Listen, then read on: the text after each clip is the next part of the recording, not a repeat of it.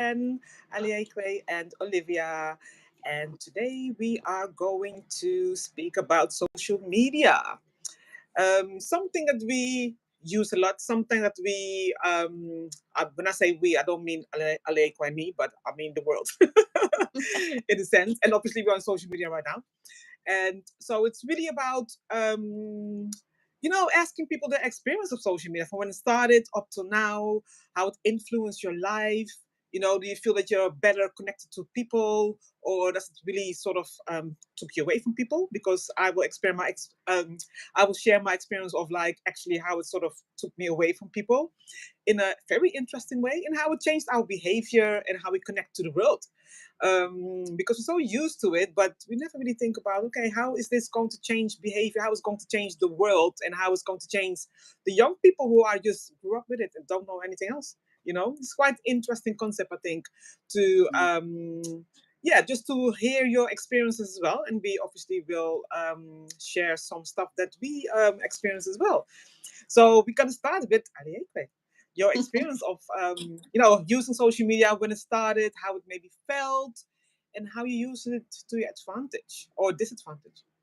Well, my first one, as a person who prefers connectivity in person, in real life, there's a friend of ours, basically, who got a job abroad in a country in Africa, and basically it was to stay connected in an affordable way. So she is the one that introduced us to Facebook at the time, which was, I think, maybe 15 years ago, around that time. So yes, connecting with her, she valued our friendship, I valued her, so made that effort. First post to her was like saying, "I'm just going to call you, by the way. don't forget to stay in touch. We're not just writing." That kind of person, and I remain like that. Yeah. Invest in a relationship. So the positives of that is great. It's affordability. Make sure that they're okay. Being that auntie to everybody by force, you have to, at least you can know that they're okay. And maintaining that. And then that evolved as well, I think, into things like MySpace, LinkedIn, WhatsApp, MySpace. all of these kind of thing. iMessage with you. And so because, and then I think I've created so many WhatsApp groups to keep everyone connected. But, in all these years, it's actually, I've noticed that I've made other people admin so I can take some time out. And that's because not knowing now about, less notifications, and to keep things manageable, with Yeah. work, with life, and all that kind of stuff. So yeah, and then the evolved into when we met, because it was for a volunteer group to empower young adults, and that was for African Caribbean descent and things like that. So that was great, and that was a few years ago. And then delegating tasks, no one wanted to do the social media, so I said I'd do it. And then actually, and growing that interactivity, because that was actually the lifeline and the go-to for people when there's kind of like, you can't cross postcodes, or you can't afford transport. The youth will be able to be on there, and they can engage in that way. And we delivered outreach and empowerment, their voices through social media. So in that positivity, it was good. It's good now. So I think it's obviously involved in. There's times I've removed, I've kind of like unfollowed and literally encouraged thousands of, I hate the word followers, but people who actually engaged with me, just encourage them to unfollow, because you find that you're not, there's some people who do engage, there's others who are just passive, but actually you're still getting so much. So I just took there's been over the years, but now I just literally removed thousands of so-called followers on the different platforms and just ease myself out of it. It's actually not as hard as it would be over the last few years, Yeah. you know, and Okay. that's a brain break.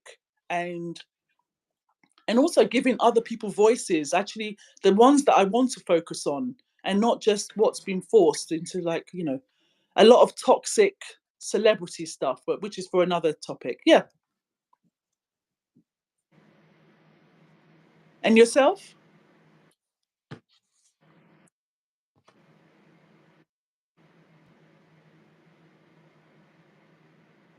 And this is the other part of social media when you're reliant on Wi-Fi. Hi. And Yeah, I know, because yeah. yeah. And yourself? Yeah, quite. Yeah, I like how you give us a journey of your social media, your social media journey, your social media life, um, and I can relate to some of it. I think one of the people who actually started social media quite late, um, and really because of my business, I'm really quite active because here I am, even though this is not business, but Mm. I would never be visible like this before at all, because of my last business, my coaching business, but because my counseling business, I'm not really on social media as well, more for my coaching. So I remember when we met with Ajamu, where you were doing the social media, and it was quite fairly newish. Well, I was very newish to it, and not really wanted to engage with it too tough, to be honest, because it's just extra thing I had to do. But at the same time, you know, social media is very nice to have in regards of connecting with people abroad. Before you would have to sort of buy the calling cards and stuff like that. That's not going to be easy to Yes. speak to someone abroad. So there was like, a bigger community, a bit of connection made with people. If Mm. you want to do certain things, it's very easy to gather people all over the world. So it's quite powerful, in a lot of ways, as well. So I like it because of that. Because obviously I'm not from the UK, but that keeps me connected to people. But the other part, what I was saying I was going to share, is that I also noticed that, for example, I'm not on WhatsApp. For example, that I'm not on WhatsApp, and before I was never on Facebook. When Facebook was hot, I wasn't on it, and now it's not really that hot, to be honest. But Mm. for certain people that I know, um, but I noticed that because I'm not on those platforms, or never used to be on certain platforms, that I wasn't really invited to stuff. I wasn't updated by stuff. I wasn't, I was like literally forgotten, literally. And some friendships actually went like that because of social media, because I wasn't on it. So What? that is like quite interesting how people's behavior is changing because you're not on WhatsApp. People just forget, you know. Mm. Mm. And then also at the same time, yeah, how you deal with that. How do you, as a person, deal with that, making a choice, and vice versa? So it's quite interesting how it influenced my life, where it was also very hard for me to be on social media actively for my business. It took me, I think, a year or longer than a year to actually be active, because Mm. I was like resisting it Yeah. as well. But there is definitely a benefit to it. That's 100% sure, especially in business, because if you want to do online stuff, you have to be online. I mean, it's just Mm. it's just that's what it is. Mm. But I think it's probably quite challenging to have a balance in life. And I think what you were sharing is quite interesting in regards of how you pulled yourself out of those groups over the years, and it was easier than I thought it was. Because people, I think, also get addicted of, like, they want no information period. And you want to know everything. You want to be there. So how easy is it really to sort of pull yourself away from certain groups and certain platforms? So well done for doing that, Yeah, I mean, because it's not the create. easiest thing to do. No, it's not. But actually, it's the thing is, it makes someone else admin and then come back when less busy, and can actually, because I just feel there's no point in engaging if it's not with all of your attention, or a quick Yeah, hi, stuff like this. So it's just realizing in that respect. yeah, as well. And it's quite today in the UK, it's Reclaim Social Media Day. And it's really about really being kind to each other and positive messaging and using it for, you know, the good of it all. And obviously, you have, yeah, the other side of it as well. But it's really sort of promoting, you know, how social media can be used in a very positive way and can be quite powerful. Um, and the other thing is as well, like how it affects mental health of people, you know, especially young people as well, and how that's dealt with as a society, which, yeah, I think could be a little bit better, to be honest, because there's a lot of pressure because of, yeah, new society, which is social media as Yeah, well. So, oh, sorry. I yeah, was go going to on. say it coincided really well because of the topic today, and then realizing, as you say, things like what's called Reclaim Social, which is about that engaging positivity, as Olivia said, but also other things like what's called Safer Internet Day, and what's it called, which is something else entirely. Aside from that, there's also, if you look into this, they kind of evolve. So, of course, not just for today, throughout the year with these kind of awareness Yeah, things as well.